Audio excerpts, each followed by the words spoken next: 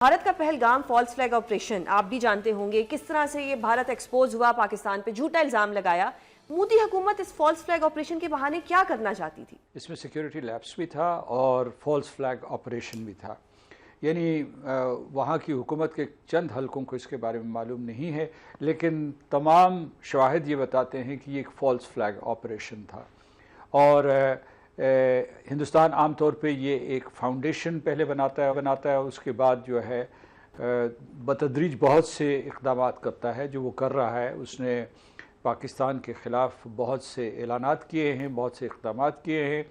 اور اس میں آبی جارحیت کی ہے، اس کے علاوہ پاکستان کے اوپر فوجی حملے کی دھمکی دی ہے، اور ابھی جو ہے اس نے تجارتی جنگ بھی شروع کر دی ہے۔ پاکستان کی تجارت کے تمام راستے مسدود کرنے کے لیے اس نے اقدامات کیے ہیں۔ پاکستان کے بحری جہاز جو ہے اس کی بندرگاہوں پہ نہیں جا سکتے، اور کیونکہ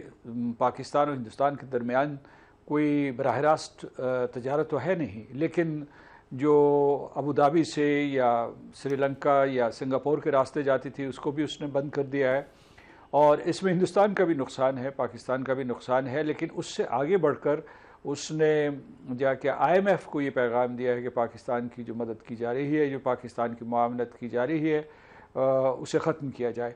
تو جنگ کا آغاز ہو چکا ہے، اگرچہ ابھی تک ہندوستان نے وہ حملہ نہیں کیا جس کی اس نے دھمکی دی ہے۔ پاکستانی قوم تیار ہے، اور مجھے بہت خوشی تھی کچھ کل تک کہ ہمارے ذرائع ابلاغ جو ہے متفقہ طور پر ہندوستان کا بہت مؤثر جواب دے رہے تھے، جس میں آپ کا چینل بھی شامل ہے۔ لیکن ابھی جو ہے جب یہ رپورٹیں آنا شروع ہو گئی کہ ہندوستان نے اپنے میڈیا کے اوپر بہت پابندیاں لگائی ہیں، تو اب یہاں سے کچھ اس قسم کی کہانیاں چھپائی جا رہی ہیں بین الاقوامی جریدوں میں اور رسالوں میں اور ٹیلی ویژن نیٹ ورکس میں کہ پاکستان میں پریس کی آزادی نہیں ہے، کیونکہ اس مرتبہ جو ہے تمام ہمارے جو ذرائع ابلاغ ہیں متحد ہو کر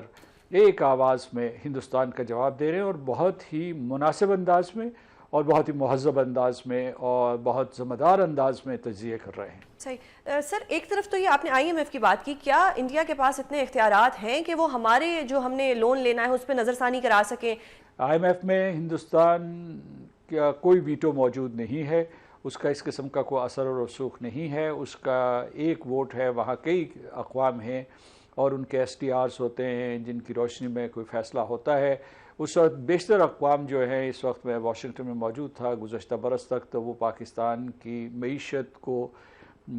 آگے بڑھانے کے حق میں ہیں، اور پاکستان کی حکومت بھی ان کے ساتھ تعاون کر رہی ہے۔ تو میں سمجھتا ہوں کہ اس میں ہندوستان کوشش تو کرے گا رخنہ ڈالنے کی، لیکن کامیاب نہیں ہوگا۔ لیکن میں سمجھتا ہوں کہ اس طریقے سے یعنی ایک اور پہلو ہے، اس کی طرف آپ نظر دوڑائیے، وہ یہ ہے کہ پاکستان کی معیشت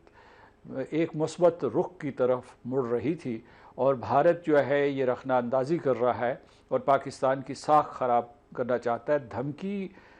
جنگ کی وہ دیتا ہے اور اس کے بعد ماحول خراب کرتا ہے، اس سے بھارت کی معیشت کے اوپر بھی برا اثر پڑے گا، لیکن سامنے آ کر بھی اور در پردہ وہ پاکستان کی معیشت کو بھی ناکام کرنا چاہتا ہے۔ درست سر، اگر خدا نخواستہ جنگ ہوتی ہے تو یہ نیوکلیئر وار ہوگی، کنونشنل وار ہوگی، کس طرف جائے گی یہ وار؟ دیکھیے، دونوں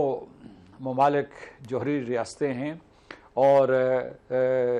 ہم یہ سمجھتے ہیں پاکستان ایک بہت ذمہ دار ملک ہے۔ پاکستان جو ہے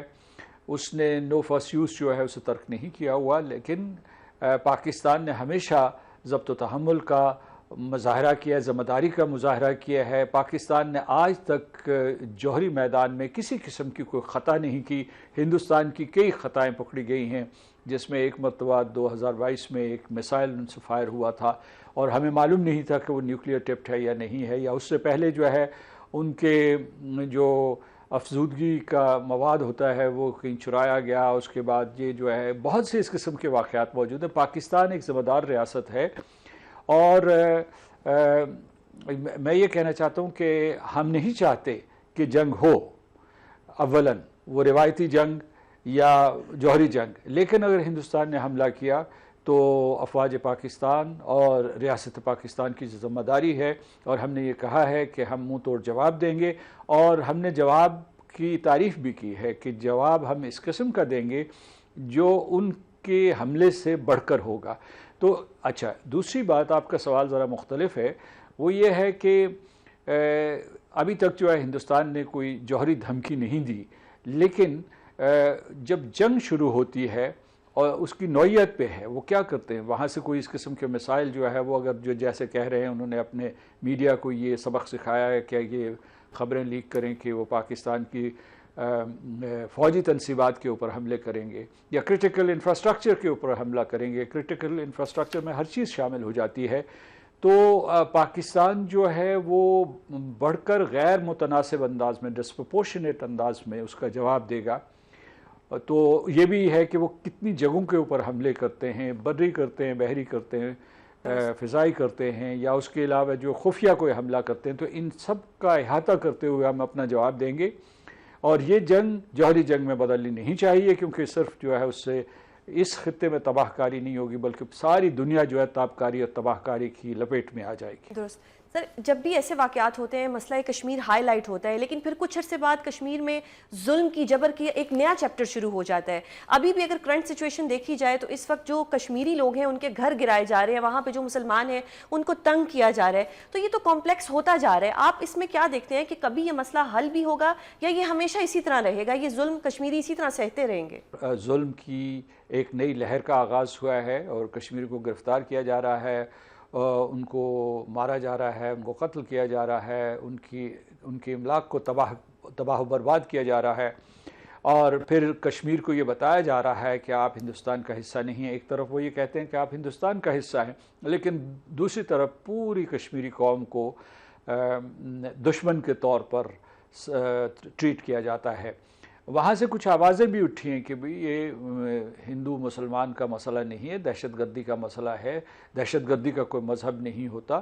اور پاکستان نے تو یہ بھی کہا ہے کہ کوئی غیر جانبدارانہ تحقیق ہونی چاہیے، کوئی تھرڈ پارٹی جو ہے اس سلسلے میں تحقیق کر لے کہ اصل میں واقعہ کیا ہوا اور کون تھے عناصر جس نے اس واقعے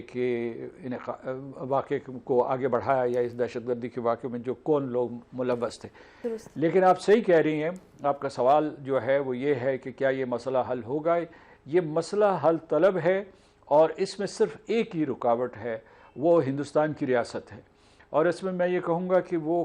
یہ بی جے پی کی حکومت ہو، بھارتیہ جنتا پارٹی کی، یا پہلے کانگریس کی حکومتیں یا مخلوط حکومتیں تھیں، ان سب نے کشمیریوں کے اوپر ظلم کیا ہے۔ 2 کروڑ کشمیری انصاف چاہتے ہیں، حق خود ارادیت چاہتے ہیں، اور بین الاقوامی برادری کا، اقوام متحدہ کا ان کے ساتھ وعدہ ہے، لہٰذا ہمیں مایوس نہیں ہونی چاہیے اور ہماری جہد مسلسل جاری رہنی چاہیے۔ درست سر، ایک اور چیز بتائیے گا کہ ابھی آپ نے تحقیقات کی بات کی، اب تحقیقات کا تو ہم پاکستانی کہہ رہے ہیں، ہمارے پی ایم بھی کہہ رہے ہیں، ہر سطح پر کہہ رہے ہیں، لیکن یہ تحقیقات نہیں کرا رہے، اس کا مطلب تو یہ کنفیشن ہی ہوا نا کہ یہ تو مان رہے ہیں کیونکہ ان کو پتہ ہے کہ ان کا جھوٹ سامنے آ جائے گا۔ جی، مثلا فرض کیجیے کہ ایک صورت یہ تھی کہ پاکستان اور ہندوستان مل کر مشترکہ طور پر تحقیق کرتے، تفتیش کرتے، اور ہندوستان نے اسے ٹھکرا دیا، ماضی میں بھی ٹھکرایا ہے۔ اس مرتبہ تو ہماری یہ تجویز تھی کہ نہ ہم کریں نہ ہندوستان کرے، ایک تھرڈ پارٹی کو یہ ذمہ داری دے دی جائے اور وہ دیکھیں حقائق کو اور اس کی بنیاد پہ کوئی نتیجہ اخذ کریں۔